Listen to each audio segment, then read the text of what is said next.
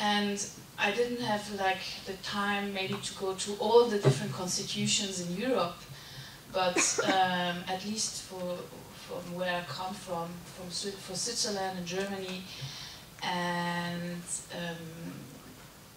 the notion of, I was very interested then to realize, it was striking to realize that the definition of what art is, very important is, well, it's in Article 21 in the Constitution, it's the freedom of art, and what is striking in it is that art has an open definition, so it's not defined actually.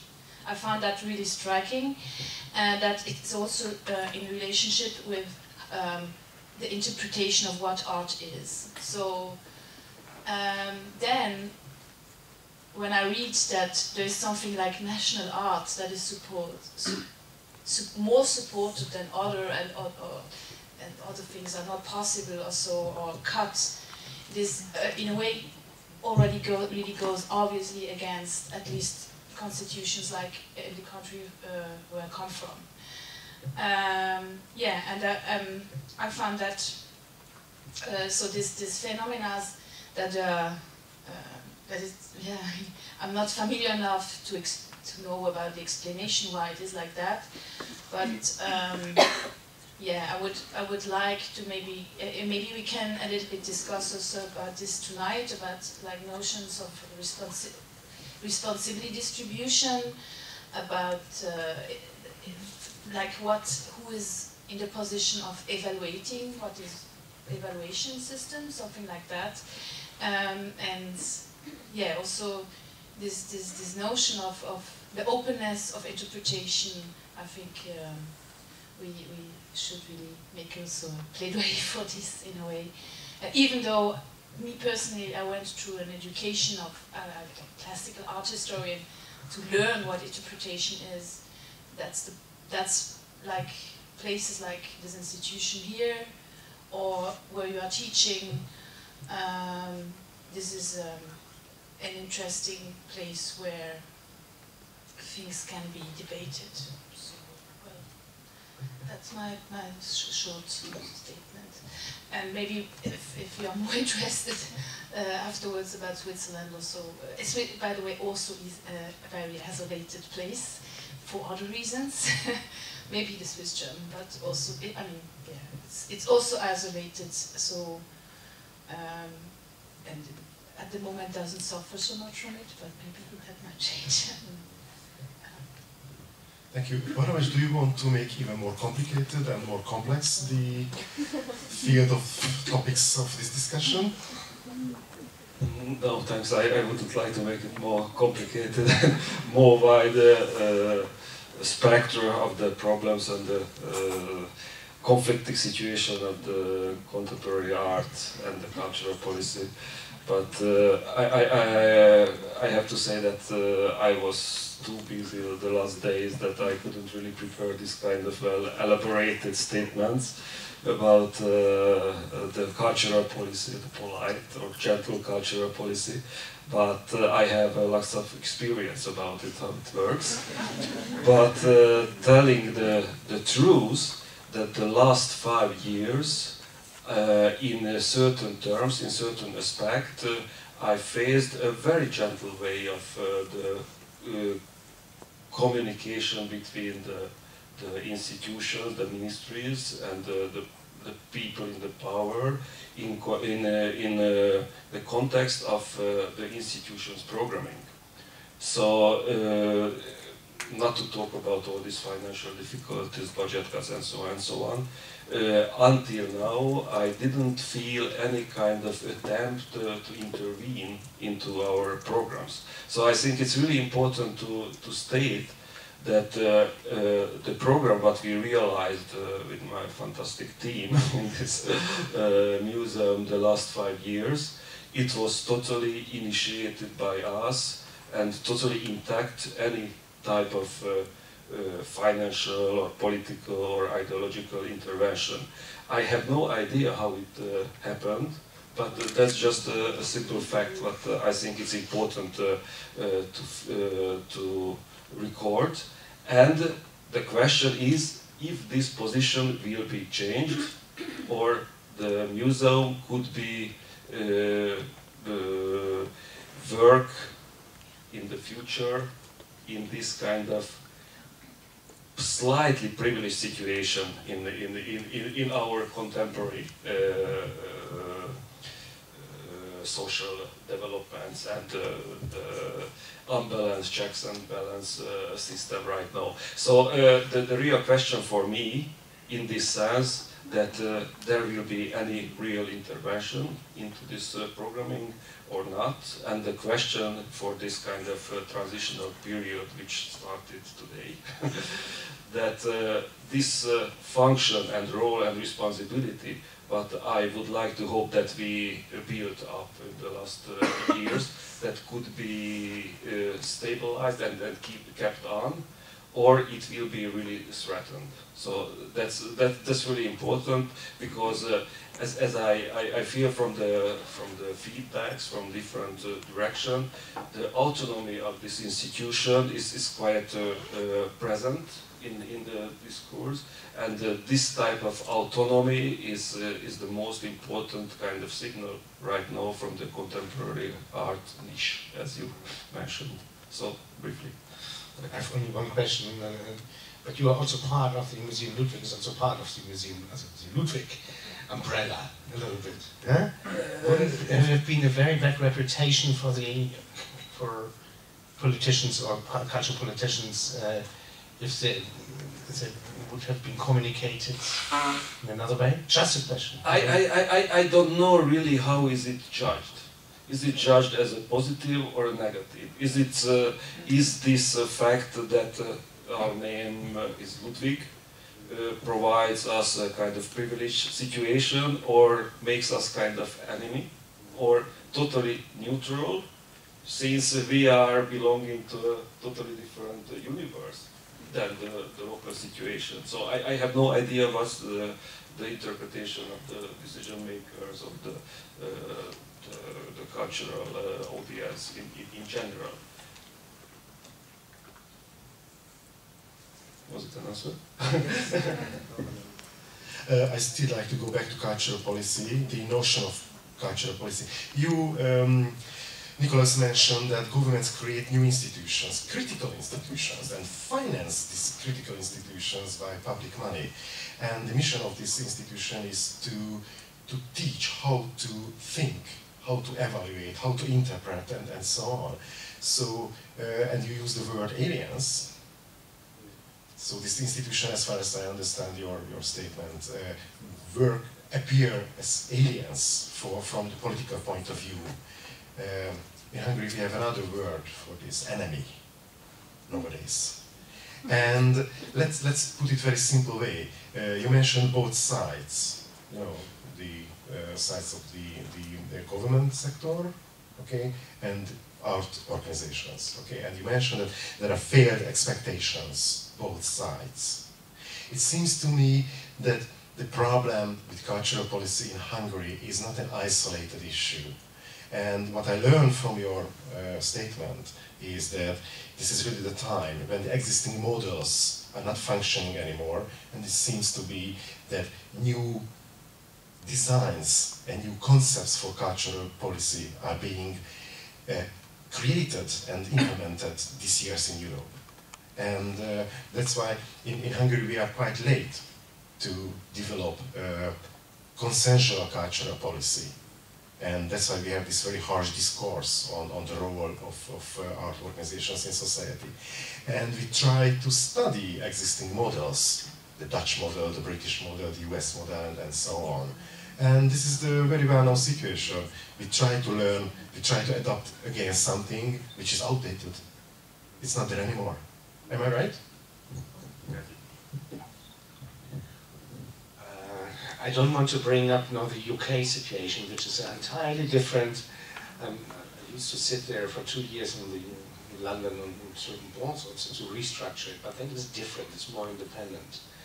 And as an example, the Netherlands, it's a very good example. Also after your statement, what did I call it? What definitely changed in the last Western European countries, cultural funding and public funding for more than 50 years, it stemmed from the belief of politicians and cultural politicians that after the Second World War, after the instrumentalization of culture, political instrumentalization, that the state should just provide money and stay very, very far away of executing policy. And this,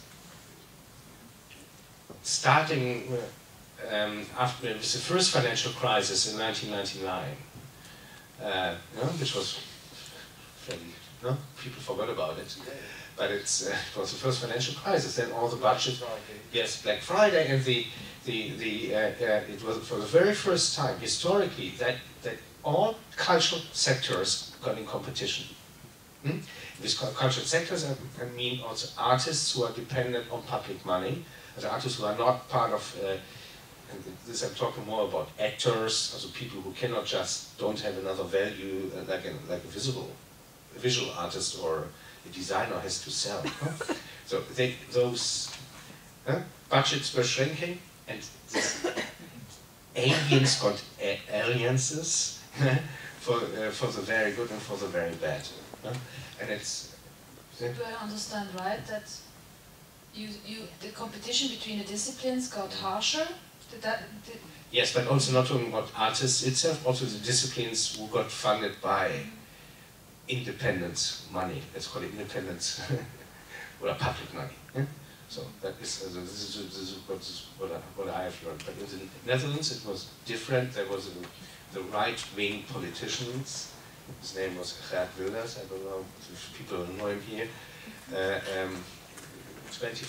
He got 25% of the votes, and he was not directly part of the government, the last government. But his policy was a very populist policy. Was no funding for the arts, not for theaters, not for individual artists, etc. And that he put the pressure on the neoliberal but still democratic government. Yeah, without all the cuts in that country, it wouldn't. The government wouldn't. Yeah. It's still a democracy. This is so strange. And of course, it's still democratic because the people voted for it. Yeah. We shouldn't forget about it. Yeah. No, just what changed is that the belief that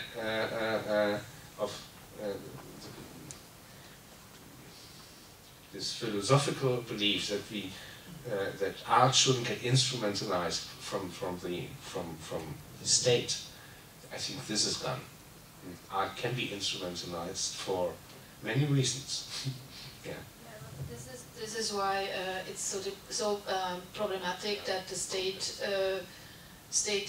is what I meant by evaluation, and being constantly in the situation of that you have, after an exhibition, let's say,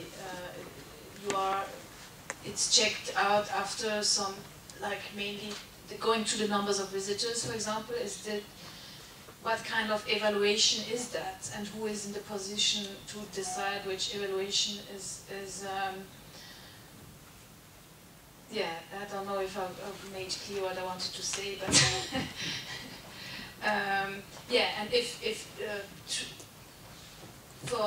then the money comes from, let's say, the state, it's maybe the easiest to evaluate the output of an institution, and this because it happens that way in other fields too. But on the other hand, yeah. What do you mean? I like that. It's a very nice, interesting thought. No, it's a very interesting thought. Who's evaluating? No, so is this your? It's very, very interesting. But is evaluation? If you are going to evaluate me or him, is that free? You know, we are not independent. Is evaluation ever free? This is the question. I have no idea.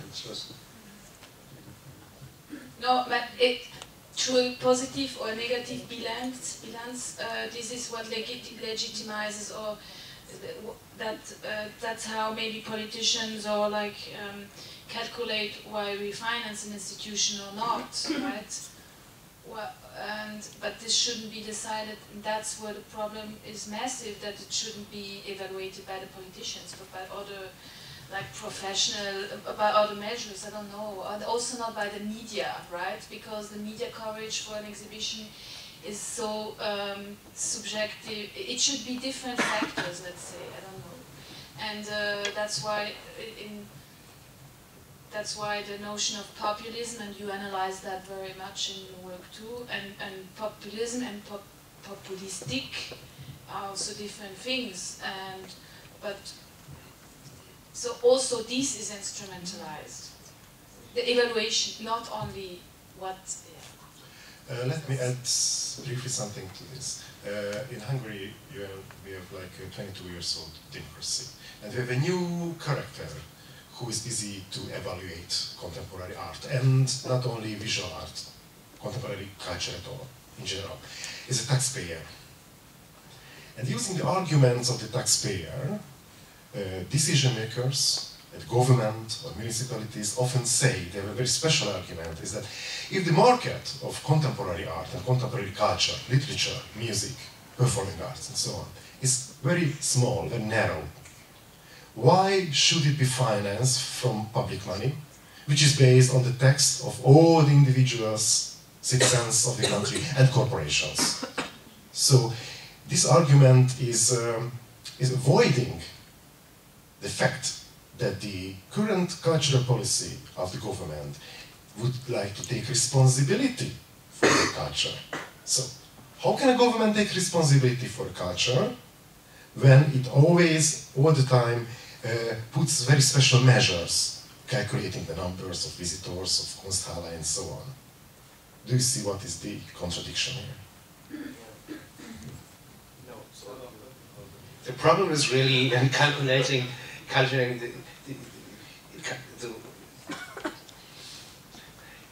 the numbers, the visitor numbers, must be the wrong thing, you know? Because we always will lose. Yeah, it doesn't matter if you have this, I don't know, what does it has here? 200,000 visitors a year? No? This is why I love your reaction. It doesn't matter. It could be even 10,000 or a million. It's never been enough. But even bringing this as a policy, no, these are really the wrong measurements.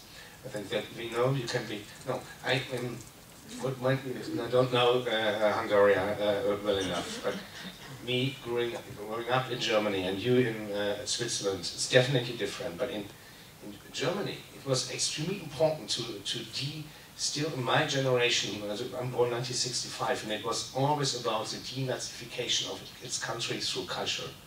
Yeah, still, and it's still, you know, it's also now the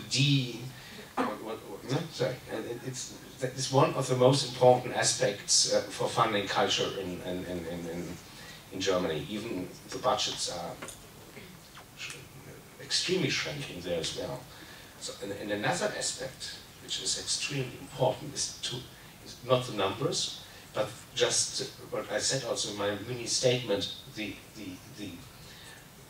image of the country to the outside world. You know, liberal, urbane, and etc. In Europe, we are going to fight for, maybe not this year, but in 10 years, for global immigration to make the country, to make Europe sustainable. And for those reasons, we have to work on a new form of cultural policy, on cultural, that people just, and democracy, that people just come here. Yeah? And then fuck if the country was a former communist or whatever, you know. This is not, that it will be. I think those governments, what you have here or in other countries of that geopolitical real, it will be over. Maybe in a couple of years. It can't be different because it cannot survive by its own, yeah, in this isolated little bubble. Yeah? And it's a competition worldwide in the future. Probably then we are old, yeah? But it will be. But I really believe in this. It sounds naive. But I only, you know, it can only go through contemporary, not lifestyle, culture and cultural developments. And for this, you know, we are not living in a post-humanistic sphere. You know, the people are, we are all coming from this deeply, there's nothing to this politics, but we are all coming from humanism. Yeah, we shouldn't forget about this, and this is something very unique. And that has a lot to do why we share that extremely rich history of art. Yeah, and that it needs to be communicated differently, and that also politicians get away. Yeah, that's too philosophical, but I really think that fight against that stupid measurement. That was my answer. Measurements are wrong.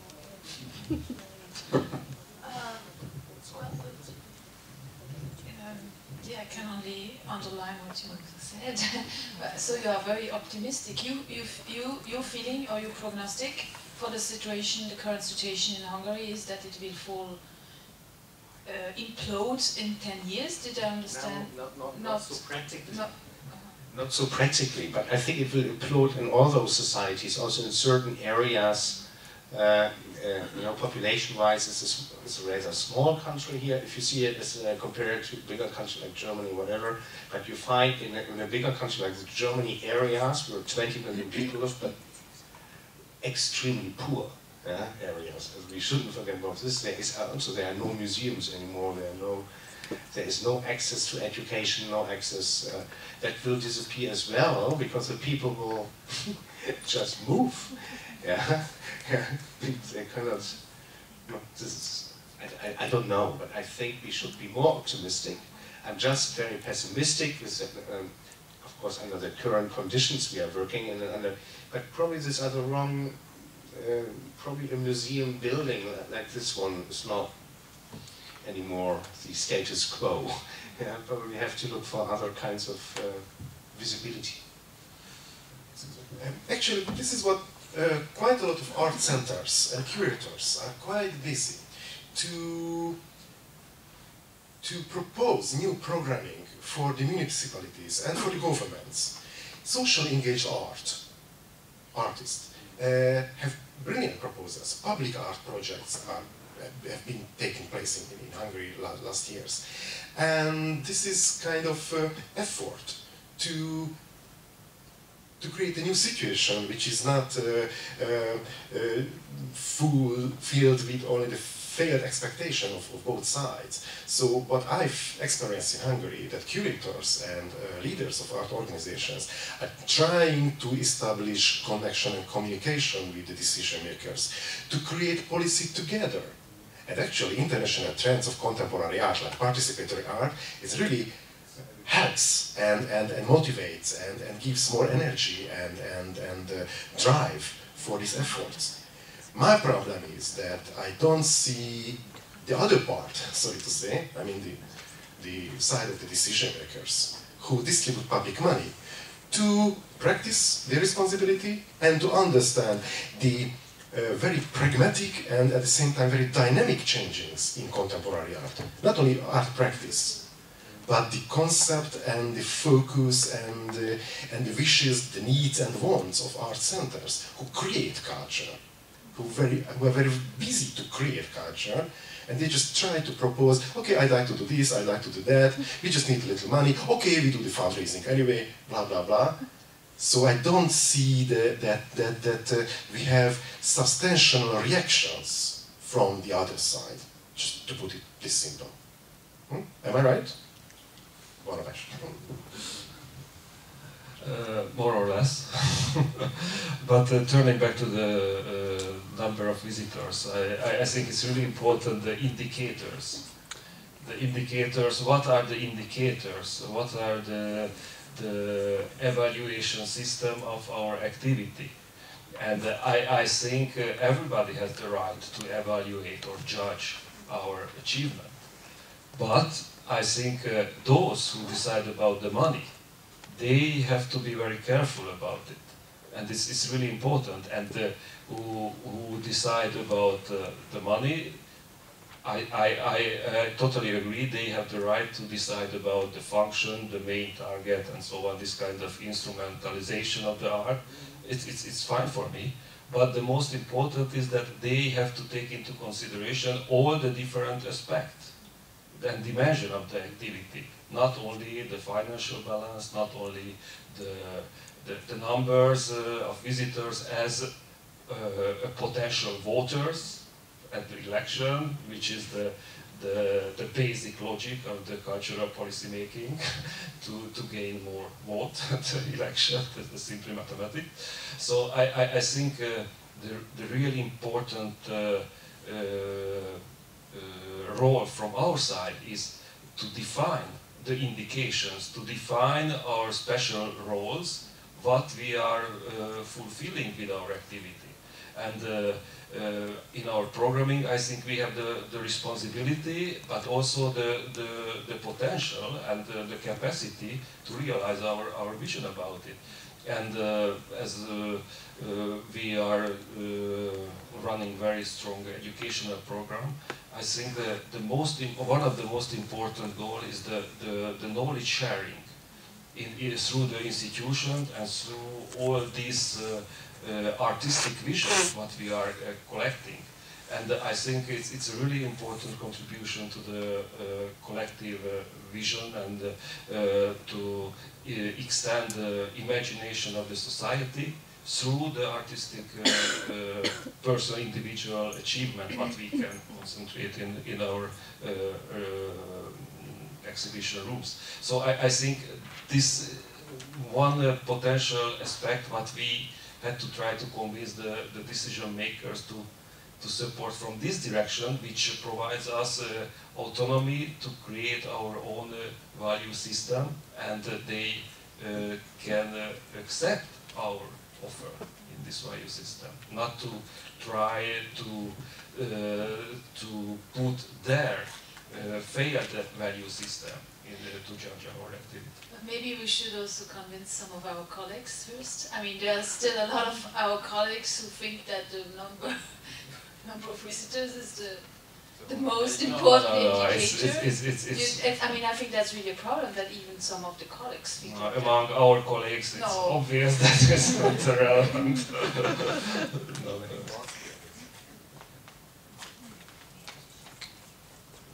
How is it in Austria? It was interesting that you quoted the cultural deputy of Vienna, and you know, this Kulturált is a fairly new institution. You know? It's just started for Vienna. It's just 22 years old now, and it had, you know, it was always growing from the beginning. At the start, 1990, it was 30,000 visitors. And in 2005, I think it had almost its peak time, and then it went down again. I think if a cultural politician is clever, then then they know that this can't be the only measurements anymore.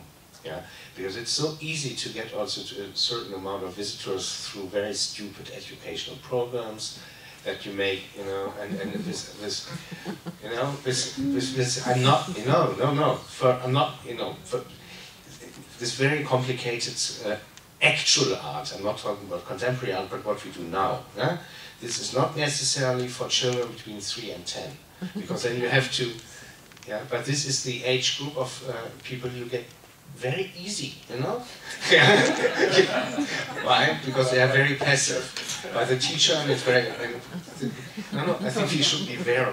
And they know this, yeah, that you have to, but you are more, but this is why the image of a city like Vienna, which is still living somewhere in the Baroque, you know, as for the outside people, they want, but they need, but on the other hand, after 1989, Austria gained 2.5 million people from a country of 6 to 8.5, and Vienna only, from 1989 to now 2013, gained 500,000 more inhabitants. But not people from Austria, it means people from lots of German migrants, because there are no jobs in Germany, yeah? And, but also lots of people from Hungary, which we know, yeah? Hungary, Romania, in all the other neighboring countries. This is so interesting. Yeah? They have to work on their image. Yeah? Yeah, so not only tourism, but also labor image. But if the politicians decide about the image, that's very dangerous, I think. This is why I employ foreigners like us. I think this is also very important. Yeah, the internationalization of the cultural sector.